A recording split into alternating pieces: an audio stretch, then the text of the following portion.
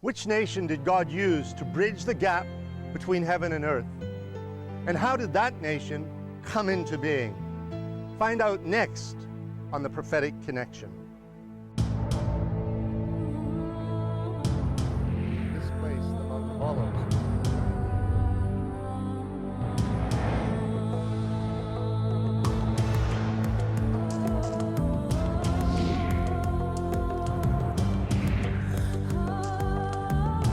Fulfilling the prophecy, waiting for the day when the Messiah.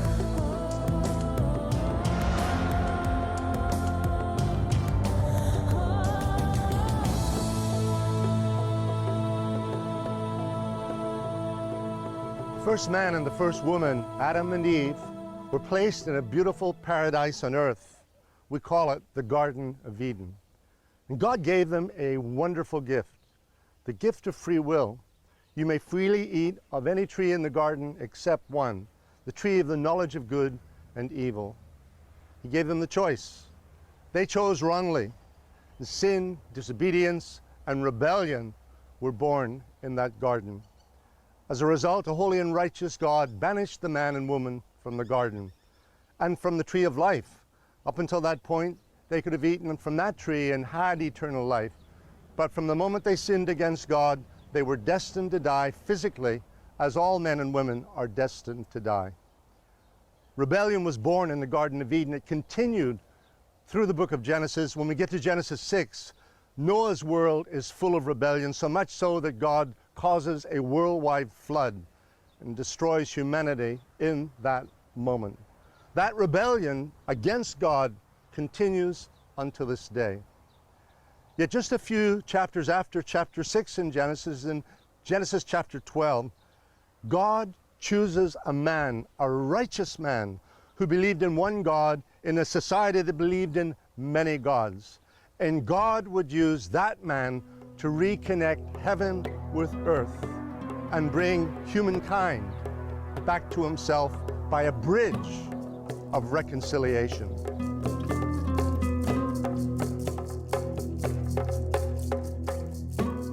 When sin entered the human race, God's relationship with humanity was broken. As a result, the world degenerated deeper into corruption and further away from God and His holy ways. Well, after the fall of Adam and Eve, and after the terrible, terrible darkness of sin and separation from God came, the world was filled with violence. I mean, the first murder were the children of Adam and Eve, you know, Cain and Abel, and it just got worse and worse and worse because there was no connection with people had lost their connection with God. God's desire was that humankind did not remain on a path to sin and death. He longed for the world to be reconciled to Him once again. In the book of Genesis, we learn of God's initial 2 attempts to give creation a fresh start. Noah is described as a person who, again, has a unique relationship with God in his generation. And he walked with God, as it says. And God, therefore, chooses him, this is the initial attempt, to try and get the world back on target. It's a very dramatic story. It's a very heavy story. God wipes out the world, sparing one person and his family and a bunch of animals. The goal is, you know, tabula rasa, as we say in Latin, clean it all off, clean slate, and we'll repopulate everything again. Not from the initial creation, but with a small group of people and a core group of animals, and hopefully they'll get it right. But we see that Noah's not capable of doing that. He was capable of building the ark, of getting his family on it, but after he comes out on dry land, after the flood is over, his descendants go and return to like that same misbehavior.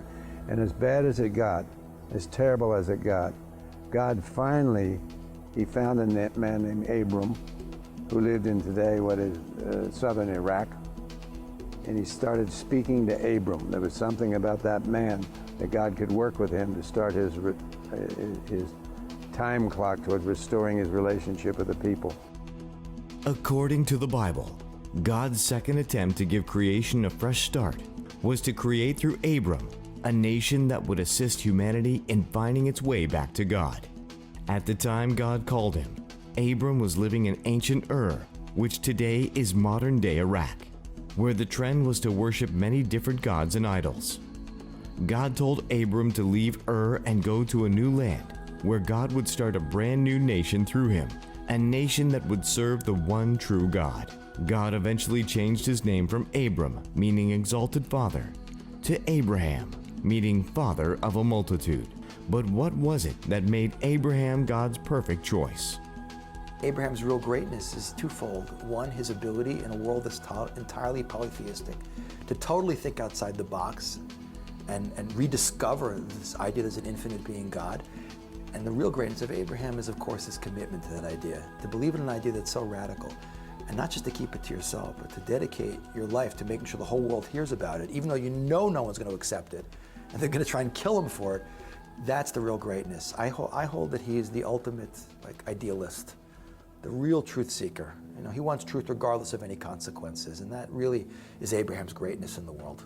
He already had, as part of his personality, almost a godly view of humanity and an openness to humanity and an understanding and a love for humanity, which was already there. And God looked at this person and said, this is somebody who can help me bring my message of love for humanity to the world. God called Abraham, took this man, just a man, so that he could reveal himself to him, that he would have a relationship, and that his descendants would become a nation that had a relationship with the one true God.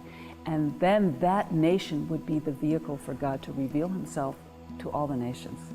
Having called Abraham to leave his home in ancient Ur, God made many prophetic promises to him. God then demonstrated the eternal value of his oaths by cutting a blood covenant.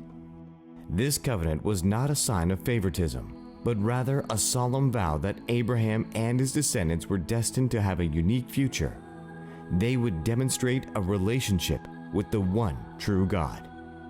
God made some incredible promises to Abraham.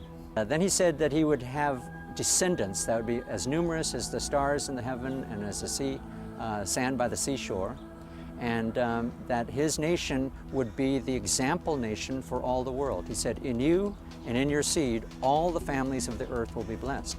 So it's not a favoritism that you see in God's choosing Abraham and Abraham's people. What you see is a purposeful choice on God's side to bless all the nations of the world. God says, my plan is to bless every nation, but in order to do that, I need a friend, I need an instrument. And Abraham, I've chosen you. God cut a covenant with him and put Abraham asleep. So Abraham had nothing to do with the covenant God made with him. He was asleep. And they cut some animals up and that walked through the animals, and there was a blood covenant. But when Abraham was asleep, God promised him and made an oath that he would be the father of many nations and the father of a great nation, and he would give him the land that he was sleeping on to build this great nation. The Bible tells us that God's covenantal ceremony with Abraham involved the sacrifice of a 3-year-old heifer, a 3-year-old female goat, a 3-year-old ram, a turtle dove, and a young pigeon. As a prophetic sign, God commanded that all of the animals be cut in two, but the birds were not cut. The way that we understand that prophecy is that there will be a lot of suffering, there will be all kinds of torment, and history is going to be extremely unpleasant, but the bird will survive, and we see that bird as the house of Israel. So basically, God is not promising good times and not promising a wonderful, exalted trek through the years and the hundreds and thousands of years since then. All he's promising is that that bird will survive. When Abraham fell asleep, God made his eternal covenant with him. God was demonstrating that it was he alone who would remain absolutely faithful to the covenant he was making with Abraham and his descendants. In subsequent chapters of Genesis, God confirms that the covenant he made with Abraham would be carried through his son Isaac, and from Isaac to his son Jacob. While Abraham had introduced morality and right relationship with God to the world, it was Jacob who would ultimately father and establish God's chosen people, a nation called Israel. Jacob was very much focused on the building of this family, which became a tribe, which was destined to become a nation, and taking that universal message of morality and humanity and compassion that Avraham expressed, and translating it into, well, how do we do that? How do we create a nation which could express these universal values of justice and compassion as we understand those two different sides of God? So he's sort of the end of a whole process of several generations, from Abraham to Isaac to Jacob. He's like the finished product. And when we get to him, he actually, his name is changed to become sort of in one character, the embodiment of the entire Jewish people. And it's he who creates the 12 sons who do become the family that becomes the nation. The Bible tells us that after a dramatic wrestling match between Jacob and an angel, Jacob's name was changed to Israel, meaning prince with God. Through the man named Israel, God created a nation called Israel, the vehicle through whom God would ultimately reintroduce the kingdom of heaven's values to the world. God chose one nation out of all the families of the nations, and that nation is Israel. And Israel became his prototype of the kingdom of God, and also his prototype for his will, the demonstration of his will and purpose for every nationality, every ethnos, every people group in the world. By creating and making covenants with the nation of Israel, God took a dramatic step on behalf of humankind in reconciling the world with himself. But it was only the first step he would take. Through the nation of Israel, God would eventually reveal to humankind the way back to the Garden of Eden.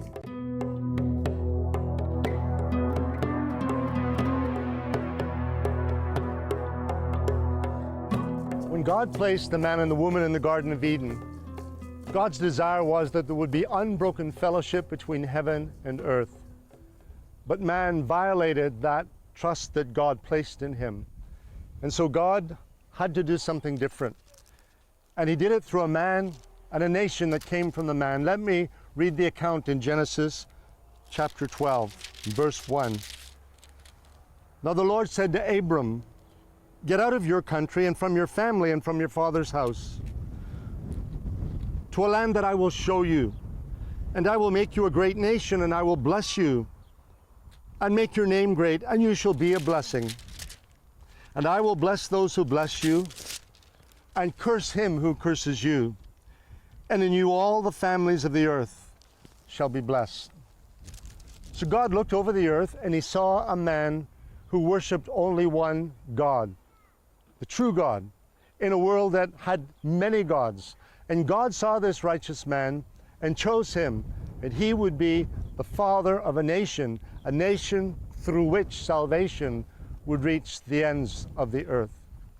And God entered into covenants with that man and that nation so that they would know the standards that he required. Because when things fell apart in the Garden of Eden, man didn't understand the ways of God fully, so God would spell it out in a covenant relationship that would bind heaven and earth together with God and man. By the time we get to Genesis 17, God is entering into the covenants with Abram. And we read in Genesis 17, verse 1, when Abram was 99 years old. By the way, God called him when he was 75. Imagine being summoned to leave your country, your family, your surroundings, your familiar surroundings at the age of 75. But you see, God understood Abram's heart. He was a man of faith. He would go, he would be obedient, and he would do what God required of him. Now he's 99. And the Lord appeared to Abram and said to him, "I am Almighty God. Walk before me and be blameless. And I will make my covenant between me and you, and will multiply you exceedingly." Then Abram fell on his face, and God talked with him, saying, "As for me, behold, my covenant is with you, and you shall be a father of many nations. No longer shall your name be called Abram, but your name shall be Abraham." Abram means exalted father, but Abraham means father of multitude, or if you like, father of many nations. "I will make you exceedingly fruitful, and I will make nations of you, and kings shall come from you. I will establish my covenant between me and you and your descendants after you in their generations for an everlasting covenant, to be God to you and your descendants after you. Also I give to you and your descendants after you the land in which you are a stranger, all the land of Canaan as an everlasting possession, and I will be their God. As the story continues in the book of Genesis, God leads Abraham here to Mount Moriah, which is over my shoulder, where the golden dome is. And there he puts him to the test. He tells him to sacrifice his son Isaac that he loves as a test of obedience, of his faith and trust in God. And Abraham survives that test and proves his faithfulness to God. I'm standing very close to what is known as the way of the patriarchs. Why? Because this is, Abraham probably saw what you're seeing over my shoulders, except all the buildings weren't there, only the hills and the mountains of the site that would become holy Jerusalem. So it looks different today, but it is the way that Abram came in the setting that we have in the book of Genesis. And then God said to him in verse 9 of Genesis 17, "As for you, you shall keep my covenant, you and your descendants after you throughout their generations. This is my covenant which you shall keep, between me and you and your descendants after you. Every male child among you shall be circumcised, and this is the sign of the covenant that God made with Abraham." Jewish people practice this until this day as sons of the covenant. But we know as the story unfolds, God had made promises, but Sarai, who became Sarah, Abram's wife, became impatient, waiting for God. And she was now well beyond the age of childbearing. So she took matters into her own hands. And here again we have sort of what happened in the Garden of Eden. The woman made a wrong choice. Now Sarah makes a wrong choice. But Abraham is just as guilty because he goes along with her. And she provides an Egyptian handmaid, Hagar, and a son is born called Ishmael. Later, God will keep his promise, and even though she's well beyond the age of childbearing, she will also bear a son. His name will be called Isaac. So Abraham then has two sons by two different women. Now, as we continue reading on, in fact, in verse 19, it says, "Then God said, no, Sarah, your wife, shall bear you a son, and you shall call his name Isaac." Now notice this is very, very important. "I will establish my covenant with him for an everlasting covenant, and with his descendants after him." So the covenant line very clearly is to flow through Isaac. But what about Ishmael? It wasn't his fault that he was born before Isaac. And so what of him? Well, God has plans to bless him as well. In verse 20, "And as for Ishmael, I have heard you. Behold, I have blessed him, and will make him fruitful, and he will multiply him exceedingly. He shall beget 12 princes, and I will make him a great nation." We tend to say that the children of Ishmael are the Arabian nations today. And of course, that's probably true, and probably there are many other descendants of Ishmael as well. But the distinction is made that over and against Isaac, who was the son of the covenant, and so that's how we identify the Jewish people, or if you like, Israel. But both were to be blessed in the plan of God. It's just that they were to be blessed differently in the plan of God. And God makes it clear why. He's a sovereign God, so it's his right to choose which son he'll bless in which way. Verse 21 of Genesis 17, "But my covenant I will establish with Isaac, whom Sarah shall bear to you at this set time next year." Isaac hasn't even been born. And already God is saying, this is what's going to happen. Verse 22, "Then he finished talking with him, and God went up from Abraham." Do you notice that Isaac was named more than a year, or about a year, in fact, before he was born? The divine plan of God being unfolded through this nation that would bring salvation to the ends of the earth. Now, when we go thousands of years later in the book of Psalms, in Psalm 105, we have another prophetic word. And it's actually confirming the covenant that was made with Abraham and with Isaac. But this time it mentions a grandson of Abraham named Jacob, who in fact produced 12 sons who became the 12 tribes of Israel. So here's what we read in Psalm 105 in verse 6 and following. O seed of Abraham, his servant, you children of Jacob, his chosen ones. He is the Lord our God. His judgments are in all the earth. He remembers his covenant forever, the word which he commanded for 1,000 generations. That's a long time. It means infinity. The covenant which he made with Abraham and his oath to Isaac, and confirmed it to Jacob for a statute. There we have the Father, the Son, and the grandson. And God's covenants confirmed with all three of them in their generations. And what is that covenant? It's an everlasting covenant, verse 10. But then in verse 11, saying, to you I will give the land of Canaan as the allotment for your inheritance. God promised the promised land to Abraham and his descendants. And in Psalm 105, it's very clear. Abram, Isaac, and Jacob. Jacob produced the 12 tribes of Israel and their generations, an eternal covenant forever and ever. And one final word from the book of Isaiah in chapter 51. God says through this prophet, listen to me, you who follow after righteousness, you who seek the Lord. Look to the rock from which you were hewn, and to the hole of the pit from which you were dug. Look to Abraham your father, and to Sarah who bore you, for I called him alone, and blessed him, and increased him. Abraham, the father of the nation of Israel, the plan of God unfolding, the way salvation is going to come and flow through what the prophets have said and the covenants that will be kept.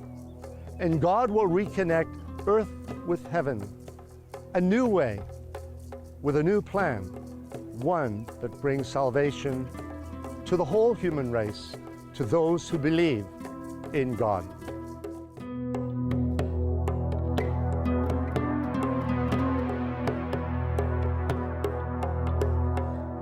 It's a beautiful morning on Mount Carmel, high above the Mediterranean Sea.